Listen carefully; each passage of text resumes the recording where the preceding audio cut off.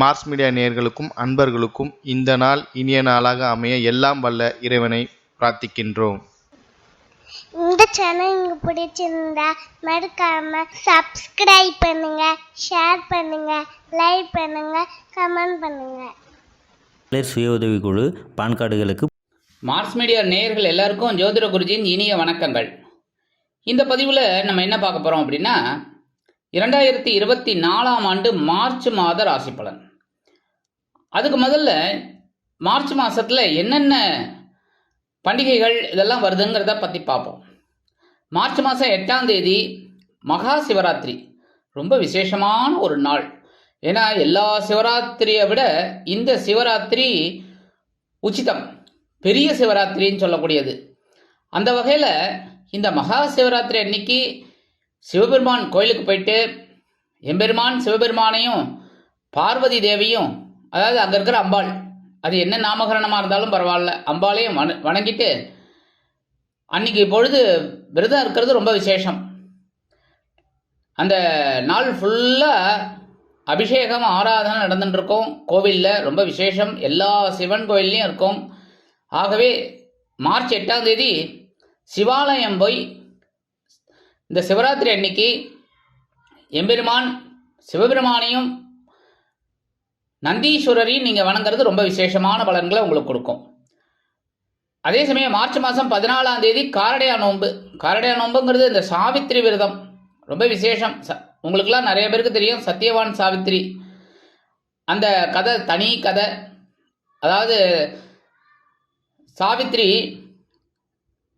சாவித்திரி சத்தியவானோட உயிரை மீட்கிறதுக்காக யமதர்மராஜா கிட்டே வரம் வாங்கினவங்க. அதனால இந்த காரடையா நோம்பில் நம்ம சத்தியவான் சாவித்திரியை நினைக்கிறது ரொம்ப விசேஷம். அடுத்தபடியாக 25/3/2024 அன்னைக்கு பார்த்தீங்கன்னா ரொம்ப விசேஷமான நாள் பங்குனி உத்திரம். இந்த பங்குனி உத்திரம்ங்கிறது சாஸ்தா திருக்கல்யாணம். அதே சமயம் சிவன் கோவிலில் திருக்கல்யாணம் சிவபெருமானுக்கு, அதே சமயம் முருகப்பெருமானுக்கு திருக்கல்யாணம், முருகப்பெருமானுக்கு காவடி எடுக்கிறது எல்லாம் ரொம்ப விசேஷமாக இருக்கும். ஆக நீங்கள் கோவில் தரிசனம் ரொம்ப விசேஷம். சிவன் கோயிலாகட்டும், ஐயப்பன் கோயிலாகட்டும், அதே சமயம் முருகன் கோயிலாகட்டும், நீங்கள் போயிட்டு வழிபாடு பண்ணுறது ரொம்ப விசேஷமான பலன்களை கொடுக்கும். இந்த மார்ச் மாதத்தில் கிரகநிலைகள் அப்படின்னு பார்த்தீங்கன்னா மேஷ ராசியில் குரு, கன்னி ராசியில் கேது, துலாம் ராசியில் சந்திரன், மகர ராசியில் செவ்வாய் மற்றும் சுக்கிரன், கும்பராசியில் சனி பகவான், சூரியன், புதன், மீன ராசியில் ராகு. அந்த வகையில் இந்த கிரக அமைப்புகள் மாத ஆரம்பத்தில் இருக்கு. 2/3/2024 அன்னைக்கு புத பகவான் கும்பராசியிலேருந்து மீன ராசிக்கு போயிடுறார். 8/3/2024 இந்த சுக்கிர பகவான் மகர ராசியிலேருந்து கும்பராசிக்கு போயிடுறார். 14/3/2024 அன்னைக்கு சூரிய பகவான் கும்பராசிலேருந்து மீன ராசிக்கு போயிடுறார். அதே சமயம் அன்னைக்கே செவ்வாய் பகவான் மகர ராசிலேருந்து கும்பராசிக்கு போகிறார். கும்பராசியில் சனியோடு சேர்ந்துடுறார். அதே சமயம் சூரிய பகவான் ராகுவோடு சேர்ந்துடுறார் 14ஆம் தேதிக்கு அப்புறம். இதுதான் இந்த மார்ச் மாதத்தோட கிரக நிலைகள், சஞ்சாரங்கள். அந்த வகையில் இந்த மார்ச் மாதம் ஒவ்வொரு ராசிக்கும் என்னென்ன பலாபலன்களை கொடுக்க போகிறதுங்கிறத பற்றி நம்ம இப்போ தெளிவாக பார்ப்போம். பதிவுக்கு போகலாமா? எனதருமை மிதுன ராசி நேயர்களே, இந்த பதிவில் நம்ம என்ன பார்க்க போகிறோம் அப்படின்னா 2024 ஆண்டு மார்ச் மாத ராசி பலன். இந்த மார்ச் மாதத்தில் எந்தெந்த கிரகங்கள் உங்களுக்கு நன்மை செய்ய போகிறது, எந்தெந்த கிரகங்கள் மூலமாக நீங்கள் கவனமாக இருக்கணும், சந்திராசிரம தினங்கள் என்னென்னைக்கு, பரிகாரங்கள் என்ன பண்ணினா இந்த மாதம் கொஞ்சம் விசேஷமாக இருக்கும் அப்படிங்கிறத பற்றிலாம் நம்ம இப்போ தெளிவாக பார்க்க போகிறோம். உங்களோட ராசிநாதன் அப்படின்னு பார்த்தீங்கன்னா புத பகவான். புத பகவான் எங்கே இருக்காருன்னு பார்த்தீங்கன்னா பாக்கியஸ்தானத்தில் இருக்கார். பாக்கியஸ்தானத்தில் ஆல்ரெடி சகாயாதிபதி சூரிய பகவான் இருக்கார். கூடவே 8-9 கூடைய அதிபதி சனீஸ்வர பகவான் இருக்கார். சரி, இந்த புத பகவான் ஒரு நாள் தான் அங்கே இருக்க போகிறார். 2/3/2024 அவர் ஜீவனஸ்தானமாகிய 10ஆம் இடத்துக்கு வந்துடுறார். பரபரப்பு தொற்றிக்கொள்ளும். உத்தியோகத்தில் இருக்கிறவர்களுக்கெல்லாம் பரபரப்பு ஏன்னா வேலை பளு அதிகமாகும். சக ஊழியர்கள் விடுமுறையில் செல்வதால் அவர்களின் வேலையும் சேர்த்து பார்க்க வேண்டி வரும். அதனாலே அவங்களுக்கு கொஞ்சம் வேலை பளு அதிகமாக இருக்கும். ஆனாலும் இந்த மிதுன ராசிக்காரர்களுக்கு வேலை அப்படின்னாலே ஒரு லட்டு சாப்பிட்ற மாதிரி. அதனால என்ன வேலை கொடுத்தாலும் அற்புதமாக செய்யக்கூடியவர்கள் நீங்கள். அந்த வகையில் உங்களுக்கு பரபரப்பாக இருக்கக்கூடிய ஒரு வாய்ப்பு உங்களுக்கு கிடைக்கும். அதனாலே மேல் அதிகாரிகள் உங்கள் மேலே ஒரு நல்ல பார்வையை வைப்பாங்க. அது என்னைக்காவது ஒரு நாள் உங்களுக்கு அது ஒரு சாதகமான பலனை கொடுக்கும். அந்த வகையில் இந்த புத பகவான் ஜீவனஸ்தானத்தில் இருக்கிறனால எழுத்து மற்றும் அச்சுத்துறையில் இருக்கும் அன்பர்களுக்கு எடுக்கும் முயற்சிகள் சாதகமாக நிறைவேறும். சில பேருக்கு புதிய ஒப்பந்தங்கள் கிடைக்கும். எடுக்கிற காரியங்களில் அற்புதமாக நிறைவேறும். கல்வி பயிலும் மாணவ மாணவிகளுக்கு கல்வியில் முன்னேற்றம் அதிகரிக்கும். 14/3/2024 இந்த சூரிய பகவான் ஜீவனஸ்தானமாகிய 10ஆம் இடத்துக்கு வந்துடுறார். மாத ஆரம்பத்தில் பாக்கியஸ்தானத்தில் இருக்கார். தந்தையார் வழி உறவினர்கள் உங்களுக்கு ஆதரவாக இருப்பார். அதேமாரி பூர்வீக சொத்துக்கள் உங்கள் கைக்கு வர்றதுக்கு வாய்ப்புகள், உத்தியோகத்தில் ஒரு முன்னேற்றம், மனதில் இருந்து வந்த தடமாற்றம் அகலும். அதேமாரி தொழில் வியாபாரம் அற்புதமாக இருக்கும். எடுக்கிற சில காரியங்கள் உங்களுக்கு மன நிறைவை கொடுக்கும். அந்த வகையில் இந்த சூரிய பகவான் 14/3/2024 எங்கே வர போகிறாருன்னு பார்த்தீங்கன்னா ஜீவனஸ்தானத்துக்கு வந்துடுறார். 10ஆம் இடம். 10ஆம் இடத்துல வர்றதுனாலே உங்களுக்கு வேலை பளு இன்னும் அதிகமாகும். ஏன்னா ஏற்கனவே உங்களுக்கு புத பகவான் ராசிநாதன் அங்கேயே இருக்கார். அதனாலே கூடுதல் பொறுப்புகள்லாம் உங்களுக்கு வரும். அரசியல்வாதிகள் அப்படிங்கும்போது அவங்களுக்குலாம் நிறைய பொறுப்புகள் கூடும். அதெல்லாம் அவங்க சிறப்பாக செய்யக்கூடிய ஒரு வாய்ப்புகள் கிடைச்சாலே அவங்களாம் பிடிச்சிட்டுருவாங்க. அந்த வகையில் பொறுப்புகள் அதிகரிக்கும். தொழில் வியாபாரத்துலேயும் கூடுதல் பொறுப்புகள்லாம் கிடைக்கும். பங்குதாரர்கள்லாம் உங்களோட பேச்சைத்தான் கேட்பாங்க. ஏன்னா நீங்கள் அறிவுபூர்வமாக சிந்தித்து சில முடிவுகள் கொடுக்கறதுனால அவங்களுக்கு அது ஆக்கப்பூர்வமாகவும் ஊக்கப்பூர்வமாகவும் இருக்கும். அதனாலே உங்களுக்கு ஒரு தெளிவு கிடைக்கும். உங்களை நம்பி சில வேலைகளை கொடுப்பாங்க. 14ஆம் தேதியிலிருந்து, அதாவது 14 மார்ச் 2024 இந்த புத ஆதித்ய யோகம் உங்களுக்கு கிடைக்கிறதுனாலே உங்களோட அறிவுத்திறன் அதிகமாகும். எழுத்து மற்றும் அச்சுத்துறையில் இருக்கும் அன்பர்களுக்கு புதிய வாய்ப்புகள் மிளிரும். கல்வி பயிலும் மாணவ மாணவிகள் கல்வியில் அருமையாக செயல்படுவார்கள். நிறைய மதிப்பெண்கள் கிடைக்கும். அதே மாதிரி விளையாட்டுத்துறையில் இருக்கிற குழந்தைகள்லாம் நல்ல ஒரு சாதனை பண்ணுறதுக்கு ஒரு வாய்ப்பு கண்டிப்பாக வரும். 5/12 கூடிய அதிபதி சுக்கிர பகவான் அஷ்டம ராசியில் இருக்கார். 8ஆம் இடத்துல சுக்கிர பகவான் இருக்கிறது பரவாயில்லை. புரியுதா? மற்ற கிரகங்கள் தான் இருந்தால் தான். ஆனால் இந்த சுக்கிர பகவான் அஷ்டம ராசியில் இருக்கிறதுனால கணவன் மனைவிக்கிலே ஒற்றுமை அதிகரிக்கும். அதுவும் சுக்கிரமங்கல யோகத்தோட செவ்வாயோட சேர்ந்துட்டு அஷ்டம ராசியில் இருக்கிறதுனால சுக்கிரமங்கல யோகம் இருக்குது. அதனாலே சுபகாரிய நிகழ்ச்சிகள் நடைபெறுவதிலிருந்து வந்த தடை தாமதங்கள் விலகும். குடும்பத்தில் சுபகாரிய பேச்சுக்கள் நிறைவேறும். குடும்பத்தில் ஒரு சந்தோஷம் இருக்கும்.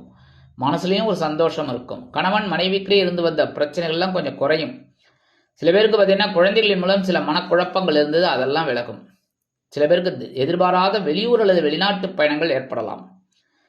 8/3/2024 இந்த சுக்கிர பகவான் பாக்கியஸ்தானத்துக்கு வந்துடுறார். 9ஆம் இடம். 9ஆம் இடத்துல ரிலீஸ் ஆனோடனே உங்களுக்கு கொஞ்சம் மனசில் இருக்கிற குழப்பங்கள்லாம் தெளிவடையும். தந்தையார் ஆதரவாக இருப்பார். தந்தை வழி உறவினர்கள் உடன் பிறப்புகள் அனுகூலமாக இருப்பார்கள். மனதில் இருந்து வந்த குழப்பங்கள் குறையும். சிலருக்கு விலை உயர்ந்த பொருட்களை, அத்தியாவசிய பொருட்களை வாங்கி மகிழும் வாய்ப்புகள் உண்டாகும். 14/3/2024 இந்த செவ்வாய் பகவான் உங்களோட அஷ்டமராசியை விட்டு விலகி பாக்கியஸ்தானத்துக்கு வந்துடுறார். 9ஆம் இடத்துக்கு வந்துட்டாலே கொஞ்சம் மனசில் ஒரு நிம்மதி கிடைக்கும். ஏன்னா 2 மாதமாகவே கொஞ்சம் அப்படி இப்படி உங்களை ஆட்டி படைத்த செவ்வாய் பகவான் இப்போ உங்களுக்கு 9ஆம் இடத்துக்கு வர்றது ரொம்ப பரவாயில்லைங்கிற மாதிரி தான். அதுவும் இவர் உங்களுக்கு பகைருண ரோகாதிபதி, அதே சமயம் லாபாதிபதி. அதனால் தொழில் வியாபாரத்தில் இருந்து வந்த அந்த தேக்க நிலையெல்லாம் மறையும். லாபங்கள் வருவதற்கு வாய்ப்புகள் அதிகரிக்கும். அதே மாதிரி உத்தியோகத்தில் ரொம்ப குழப்பத்தில் இருந்தீங்க. நிறைய வேலை பளு, அப்பப்பப்பப்பா தாக்கு பிடிக்க முடியல சாமி அப்படின்லாம் சொல்லியிருந்தீங்க. அந்த வகையில் உங்களுக்கு சில எதிர்பாராத சில திருப்பங்கள்லாம் உண்டாகும். சில பேருக்கு பார்த்தீங்கன்னா இடமாற்றம் இனிமையாக அமையும். அதே சமயம் சீருடை பணியாளர்களாகிய காவல், இராணுவம், தீயணைப்புத்துறை, மருத்துவத்துறையில் வேலை பார்க்கும் நண்பர்களுக்கு எதிர்பார்க்கும் இடமாற்றம், பதவி மாற்றம், பதவி உயர்வு, சம்பள உயர்வு அருமையாக சேரும். எடுக்கிற காரியங்கள்லாம் இப்போ அற்புதமாக நிறைவேறும். மனசில் ஆன்மீக சிந்தனைகள் அதிகமாக இருக்கும். அதுக்காகவே கொஞ்சம் சில செலவுகளெல்லாம் நீங்கள் செய்வீங்க. சில பேருக்கு பார்த்தீங்கன்னா புனித தலையாத்திரை செல்லக்கூடிய வாய்ப்புகளும் கிடைக்கும். 7/10 கூடிய அதிபதி குரு பகவான், களத்திராதிபதி, ஜீவனாதிபதி. இந்த குரு பகவான் எங்கே இருக்காருன்னு பார்த்தீங்கன்னா அற்புதமாக லாபஸ்தானத்தில் இருக்கார். அதனாலேயே உங்களுக்கு சவாலை சமாளிக்கிற ஒரு ஆற்றல் இருந்துக்கிட்டே இருக்குது. உத்தியோகத்தில் நீங்கள் எடுக்கிற முயற்சிகள் பலிதமாகிட்டு இருக்கு. அதே சமயம் தொழில் வியாபாரமும் ஓரளவுக்கு நீங்கள் பேசுகிற மாதிரி இருக்குது. ஒன்றும் பிரச்சனை இல்லை, ஓரளவுக்கு அனுகூலமாக போயிட்டுருக்கு. அதேமாதிரி வாழ்க்கை துணையின் மூலமாக இருந்து வந்த குழப்பங்கள் குறையும். எடுக்கிற முயற்சிகள் சாதகமாக நிறைவேறும். திருமணமாகாத குழந்தைகளுக்கு திருமண யோகம் உண்டாகும். புத்திரபாக்கியம் இயங்கிக் கொண்டிருக்கும் குழந்தைகளுக்கு புத்திரபாக்கியம் அருமையாக கிடைக்கும். இருந்தாலும் இந்த குரு பகவான் உங்களோட சகாயஸ்தானமாகிய 3ஆம் இடத்தை பார்க்கறதுனால தைரியம் அதிகமாக இருக்கும். உடன்பிறப்புகள் அனுகூலமாக இருப்பார். அதே சமயம் அரசியல்வாதிகளுக்கு முன்னேற்றம். அடுத்த பார்வையா 5ஆம் இடத்தை பார்க்கறதுனால குழந்தைகளின் மூலம் சில குழப்பங்கள் இருந்தாலும் சந்தோஷங்களும் இருக்கத்தான் செய்யும். ஆன்மீக யாத்திரை செல்லக்கூடிய வாய்ப்புகள் உங்களுக்கு கிடைக்கும். சில நேரங்களில் பார்த்தீங்கன்னா ஆன்மீக விஷயமாவே நிறைய பேசுவீங்க. அடுத்தபடியாக 9ஆம் பார்வையாக உங்களோட களத்திரஸ்தானத்தை பார்க்கறதுனால வாழ்க்கை துணை மூலமாக சில குழப்பங்கள் இருந்தாலும் குடும்பத்தில் ஒற்றுமையான சில சுபகாரிய நிகழ்ச்சிகள் நடைபெறும். கேது பகவான் சாயா கிரகமான கேது பகவான் எங்க இருக்காருன்னு பார்த்தீங்கன்னா சுகஸ்தானமாகிய 4ஆம் இடத்துல இருக்கார். உடல் ஆரோக்கியத்தில் கொஞ்சம் கவனம் எடுத்துக்கோங்க. அதேமாரி தாயார் வழி உறவினர்கிட்ட கொஞ்சம் அனுசரணையாக நடந்து போங்க. தாயாரோட உடல் ஆரோக்கியத்திலும் கொஞ்சம் சிறப்பு அக்கறை எடுத்துக்கோங்க. சில பேருக்கு பார்த்தீங்கன்னா எதிர்பாராத இடமாற்றம் இனிமையாக அமையும். உத்தியோகத்தில் இருக்கிறவங்களுக்கும் சரி, தொழில் வியாபாரத்தில் இருக்கிறவங்களுக்கும் சரி, எதிர்பாராத இடமாற்றம் அருமையாக அமையும். இந்த வெளிநாட்டில் போயிட்டு படிக்கணும், உத்தியோகம் பார்க்கணும்னு நினைக்கிற குழந்தைகள்லாம் தாராளமாக இந்த நேரத்தை உபயோகப்படுத்திக்கலாம். ஏன்னா இடமாற்றம் அருமையாக இருக்கும். எடுக்கிற காரியங்கள்லாம் உங்களுக்கு இப்போ அற்புதமாக நிறைவேறக்கூடிய ஒரு வாய்ப்புகள் உங்களுக்கு கிடைக்கும். அடுத்தபடியாக ஜீவனஸ்தானத்தில் ராகு பகவான் இருக்கார். 10ஆம் இடம் அப்படின்னாலே கர்மஸ்தானம், தொழில் ஸ்தானம். தொழிலில் பரபரப்பாக இருப்பீங்க. அதேமாரி உத்தியோகத்தில் வேலை பளு இருந்துகிட்டே இருக்கும். சில நேரங்களில் பார்த்தீங்கன்னா கொஞ்சம் முடிச்சுட்டு போயிடலாம் அப்படின்னு நினைப்பீங்க. அதுவே அப்படியே கொஞ்சம் கொஞ்சமாக நேரத்தை சாப்பிட்டுன்னு இருக்கும். ஆனாலும் நீங்கள் அந்த வேலையை முடிக்காமல் விட மாட்டீங்க. அந்த வகையில் உங்களுக்கு உத்தியோகத்தில் ஒரு விருப்பம், அதே சமயம் ஒரு உயர்வு உங்களுக்கு கண்டிப்பாக கிடைக்கும். தொழில் வியாபாரத்துலேயும் நீங்கள் கடுமையாக போராடுறதுனால உங்களுக்கு எதிர்பார்க்கிற லாபங்கள் ஓரளவுக்கு வந்துகிட்டு இருக்கும். ஏன்னா குரு பகவான் அனுகூலமாக இருக்கார். அதனால உங்களுக்கு உத்தியோகத்தில் இருக்கிறவங்களுக்கு ஒரு எடுக்கிற முயற்சிகள் சாதகமாக இருந்து அதுக்கு உண்டான ஒரு உயர்வுகள், வருமானங்கள் உங்களுக்கு வந்துக்கிட்டே இருக்கும். கவலைப்பட வேண்டாம்.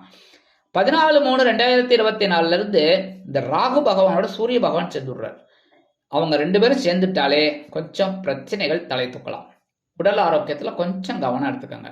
சாப்பாட்டு விஷயத்தில் ரொம்ப கவனம் இருக்கணும். அதேமாரி உத்தியோகத்தில் உங்களுக்கு என்ன பொறுப்புகள் கொடுத்தாங்களோ அதை மட்டும் பார்த்து அற்புதமாக இது பண்ணிட்டு இருங்க. அதுக்குண்டான ஒரு உயர்வுகள் உங்களுக்கு கிடைக்கும். ஆனால் அவசியமாக இந்த சக ஊழியர்களோட குடும்ப விஷயங்கள்லாம் தலையிடாதீங்க. அவங்கள பற்றிலாம் நீங்கள் கவலைப்படாமல் நீங்கள் உங்கள் வேலைகளை மட்டும் பார்த்தீங்கனாலே உங்களுக்கு உயர்வுகள் ஆட்டோமேட்டிக்காக கிடைக்கும்.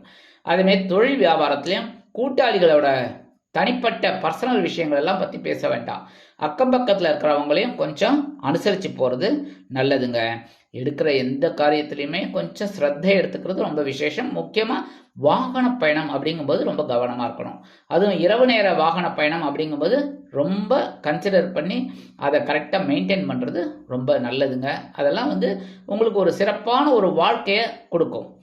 மற்றபடி கணவன் மனைவிக்கிடையே சிறு சிறு அபிப்பிராய பேதங்கள் இருக்கலாம். அதனால் கொஞ்சம் பேசுகிற வார்த்தையில் கொஞ்சம் கவனமாக இருக்கணும். முக்கியமாக முதல்ல நான் சொன்னது உணவு கட்டுப்பாடு எடுத்துக்கிட்டிங்கனாலே நல்லது.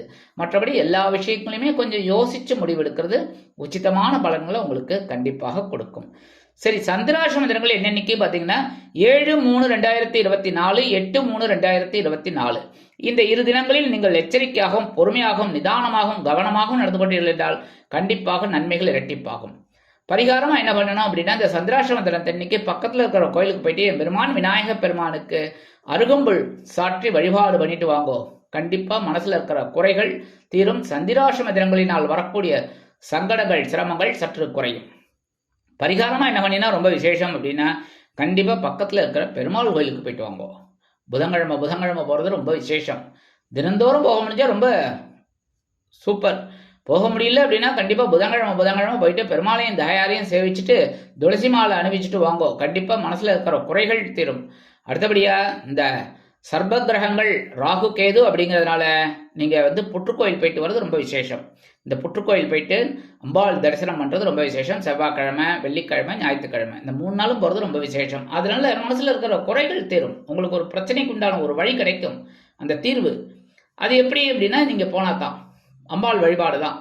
முடியாதவா அட்லீஸ்ட் ஒரு நாளாவது கண்டிப்பாக போயிட்டு அம்பாளை மனமுருகி தியானம் பண்ணிட்டு வழிபாடு பண்ணிட்டு வாங்கோ. கண்டிப்பாக இந்த மாதம் உங்களுக்கு அற்புதமான மாதமாக அமையும் என்று கூறி விடைபெறுகிறேன். நன்றி, வணக்கம். மீண்டும் ஒரு அருமையான பதிவில் நான் உங்களை மனமகிழ்ச்சியோடு சந்திக்கிறேன். வாழ்த்துக்கள். வாழ்க வளமுடன். இந்த சேனல் உங்களுக்கு பிடிச்சிருந்தா மறக்காம சப்ஸ்கிரைப் பண்ணுங்க, லைக் பண்ணுங்க, ஷேர் பண்ணுங்க.